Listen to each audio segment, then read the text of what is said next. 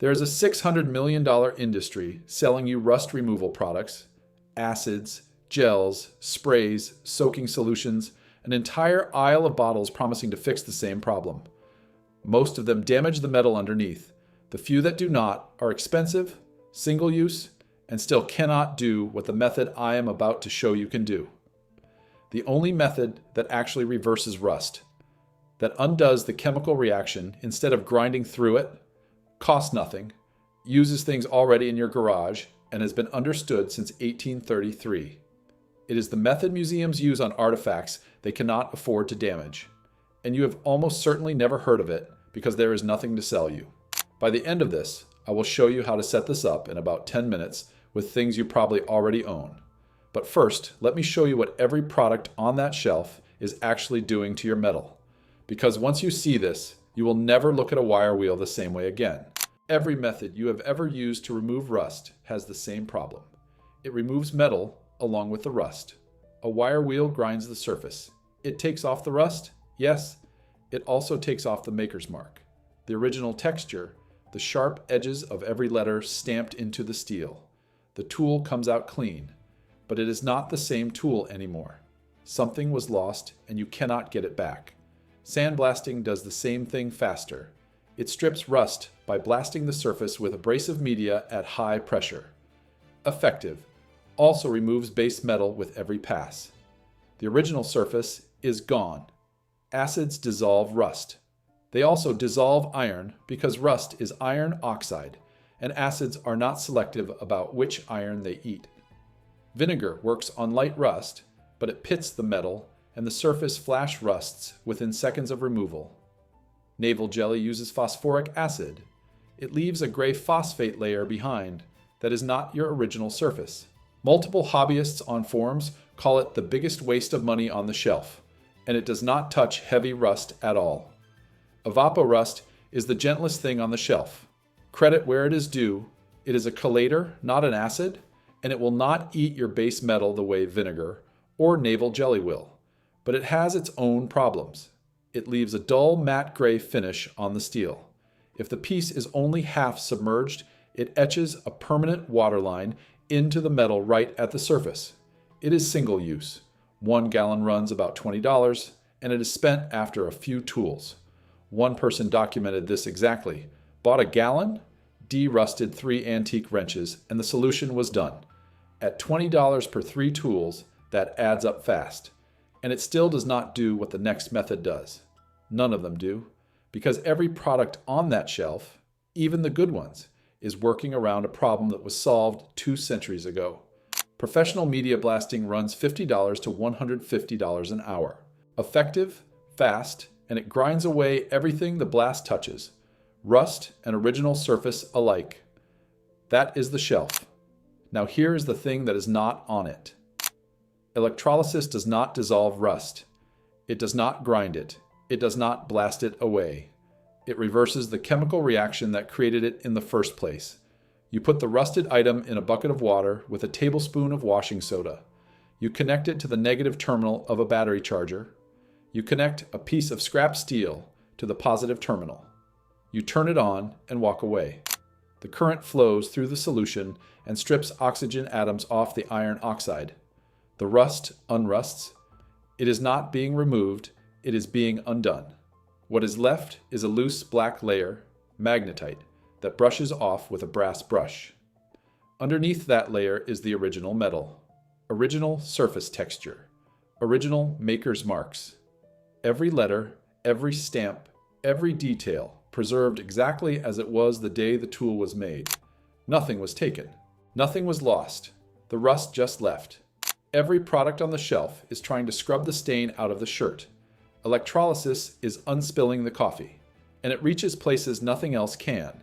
The inside of a pipe, the threads of a seized bolt, the cavity of a cast iron pan. A wire wheel cannot get in there. Sandblasting cannot reach it. The current flows through the water and finds every surface the solution touches. Geometry does not matter.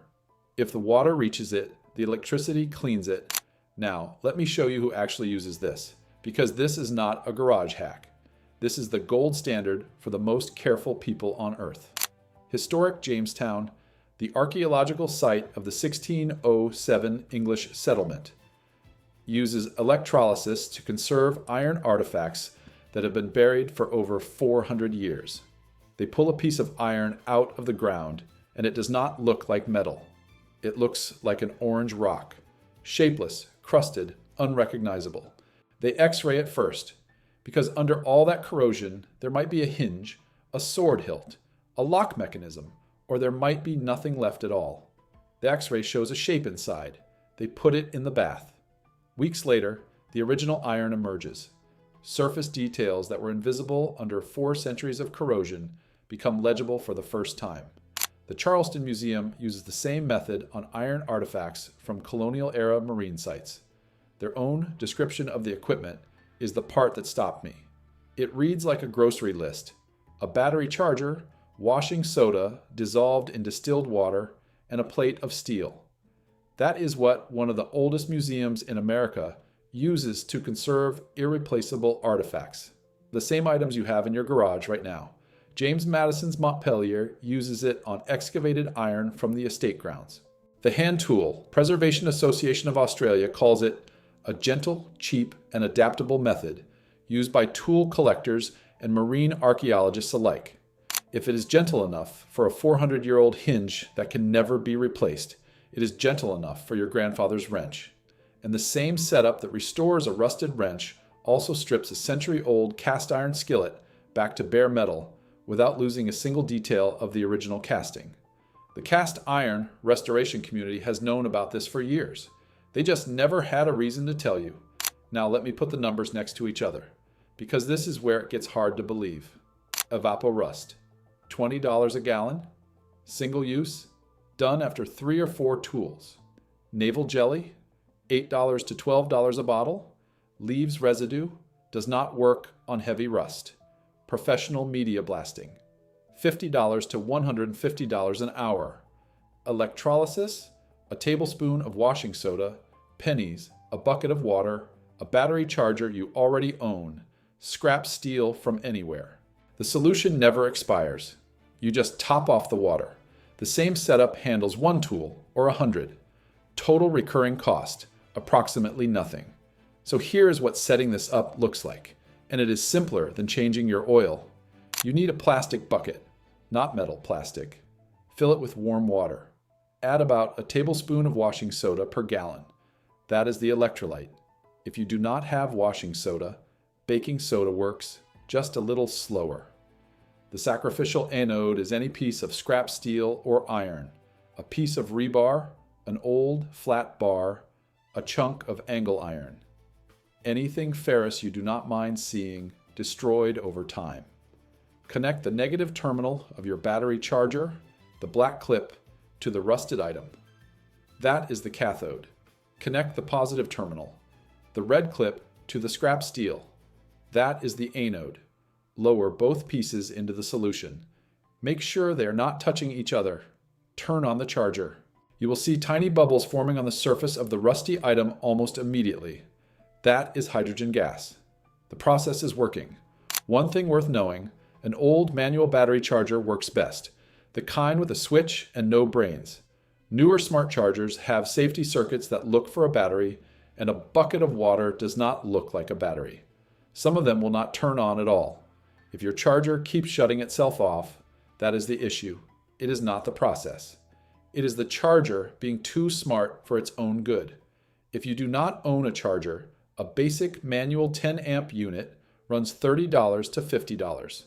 That is the only piece of equipment in this entire process that costs real money. And it is also a battery charger. So it does the thing it was designed to do the rest of the year. If you have a whole box of rusty tools, and most people who try this do, you can wire multiple items to the negative terminal and run them all at once. More surface area means the process runs a little slower per piece, but you are cleaning 10 tools for the same effort as 1. One more thing, the process is roughly line of sight.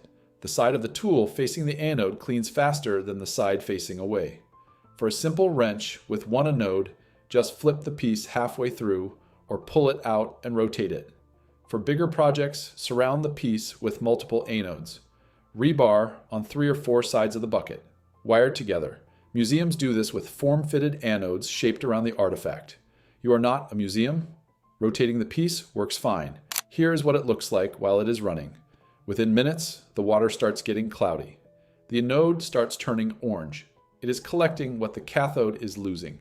The bubbling is steady, small, constant. If you come back an hour later, the water is darker. 2 hours, it is brown. That is all normal. If the bubbling stops or the charger shows almost no amperage, check your connections. A clip may have slipped, or the anode may be so coated in sludge that it needs scraping off. Clean the anode, reconnect, and let it keep running. If the tool has old paint on it, the process will lift that too. The bubbling action loosens paint from underneath. You might pull out bare metal where you expected a painted surface. That is not a problem. That is a bonus. For heavy rust, let it run overnight. 6 to 12 hours. Light surface rust, a few hours. You are not babysitting this. You are sleeping while chemistry does the work. And unlike acid, you cannot leave it in too long. Once the rust is gone, the process essentially stops on its own. The current has nothing left to work on. You will not come back to a damaged tool because you overslept. That alone puts it in a different category from every chemical on the shelf. How do you know when it is done? The bubbling slows down. The water stops getting darker. You pull the piece out and check. If there is still orange under the black, put it back. If it is all black and no orange, you are done. Brush it, rinse it, protect it. A couple of things that matter before you start, and I am not going to soft pedal these. The bubbles forming on the cathode are hydrogen gas. Hydrogen is flammable. Do this outdoors or in a well-ventilated garage with the door open. Not in a sealed basement, not in a closet. Never use stainless steel as the sacrificial anode. Stainless steel in an electrolytic solution releases hexavalent chromium, the compound from Erin Brockovich, the one that causes cancer. Use plain carbon steel, cast iron, or rebar. This is the one safety point you cannot skip. Never use table salt as the electrolyte. Sodium chloride in an electrolytic cell produces chlorine gas. Washing soda or baking soda only. Both are sodium carbonate or bicarbonate. Safe, cheap, available in the laundry aisle. This works on iron and steel only. Not aluminum, not brass, not copper, not chrome-plated items where you want to preserve the plating. The process will strip it. Iron and steel. The metals that rust, and bare metal flash rusts fast. The moment you pull the piece out of the bath, the clock starts. Rinse it, dry it completely, and protect the surface immediately. A coat of oil, paste wax, or paint. Museums use microcrystalline wax. You can use whatever is in the garage, but do not set it down wet and walk away. It will be orange again by morning. Now, after a night in the bath, here is what you find. The water is brown. The scrap steel anode is coated in orange sludge. That is where the rust went. You reach in and pull out the tool. It is black, not rusty black. A different black, even dull, almost powdery. You run a brass brush across the surface and the black falls away like soot. Underneath is gray metal, clean, smooth. You turn it over in your hand and there it is. Every letter of the maker's stamp, legible for the first time in decades. The stamp you thought was gone. The surface you assumed a wire wheel had already destroyed. It was under there the whole time, behind the rust, waiting for someone to undo what the air spent 30 years doing. You might see pitting, small craters in the surface where the metal looks rough. That is not damage from the process. That is damage that was already there, done by the rust itself, over years, eating into the iron one molecule at a time. The electrolysis did not cause it, it revealed it. Every other method hides that pitting under grinding marks or chemical residue. This is the first time you are seeing what the rust actually did. Same tool, same metal, the rust just left. So why is there a $600 million industry selling products that work worse than this? Because you cannot bottle a process. You cannot put electrolysis on a shelf between the navel jelly and the evaporust. every product in that aisle exists because it is a consumable. You buy it, you use it, it is gone, you buy another one. That is a business. Electrolysis is not a product. It is physics. The solution never runs out. The setup is household items. The electricity is pennies. There is nothing to refill, nothing to replace, nothing to reorder. There is nothing to sell. Nobody suppressed this. The information is everywhere, in conservation labs, in hobbyist forums, in archaeological field manuals. The Hand Tool Preservation Association publishes guides on it. Every museum conservation department in the world knows about it. It just never had a marketing budget. The $20 bottle on the shelf has a label, a brand, a barcode, and a spot on the end cap. The method that works better than all of them has a Wikipedia page and a bucket, and the pieces are not even in the same aisle. The washing soda is in laundry. The battery charger is in automotive. The scrap steel is in the metal bin or in your own garage. Nobody put these three things together on a shelf with a sign that says, Museum Grade Rust Removal for Free. The product is not hidden. It is scattered across three departments that have never had a conversation. The best fix for the most common problem in every garage and workshop in America is not a product.